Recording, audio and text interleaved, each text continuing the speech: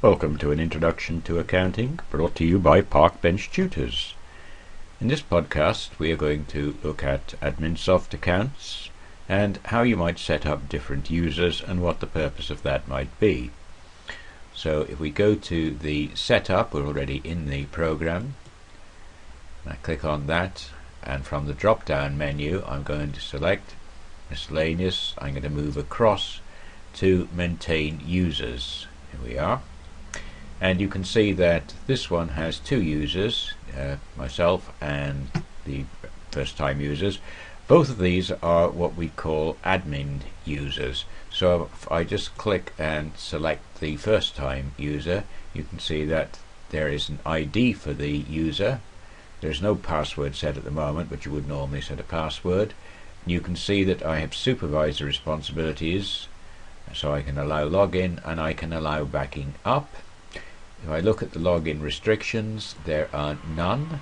If I look at the appearance of the program, then this is actually the normal theme. It says it uses Windows themes, Windows XP onwards. So I've not sort of done anything odd there, and it records my email. And if there is more than one company, then I could actually sort of set it to go to a particular company.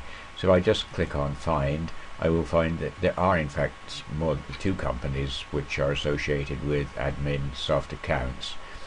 Okay, so that's what the information is in the user setup, and what I want to do now is to set up a new user.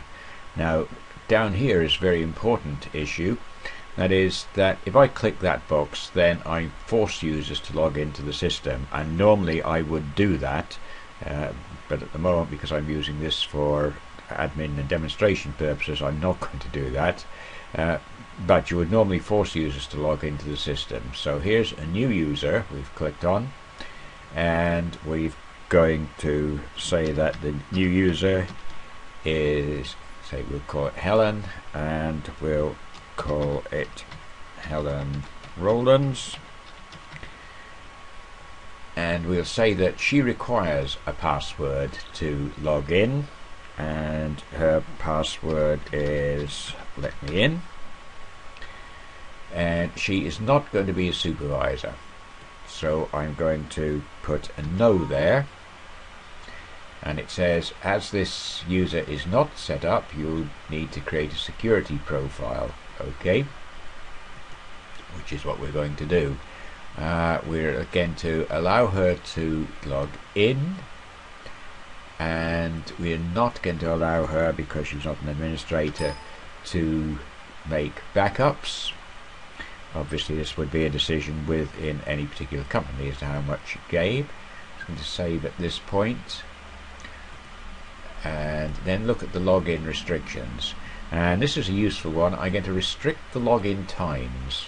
So what I'm going to say is I know that Helen works from 9 AM oops, I'll get it right in a minute, to 12 noon, and also from 2 till 4, and she's a part-timer.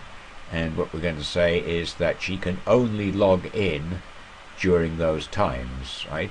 So that even if someone else takes her password, then they won't be allowed to log in if she's not actually on the premises and working at the same time. So that's a little bit of extra security. It's not perfect, but it does allow some. Let's say that after a while we decide that Helen's doing quite well, and she is then employed to work the same times on Wednesday. I can then allow Wednesday for that, and for the appearance I'm going to say yes, she should use the Windows themes. Email, we're not going to give her the email account, but we could do that. And the company, I'm going to restrict her login, so she can only do logins for Parkbench Tutors, right? Which is what my dummy company. I'm not going to allow her to log in for Happy Eating, which is the restaurant company. Okay, so I save those, And there we are. I have Helen Rowlands, the first time user, Helen and David Hopcroft, 3 users, of which 2 of those have been set up for admin purposes. The other one, Helen, is set up as a demonstration of how you can restrict and control a user's access to the system. So we're going to save any changes we've made. There we are. And that concludes our maintaining users exercise.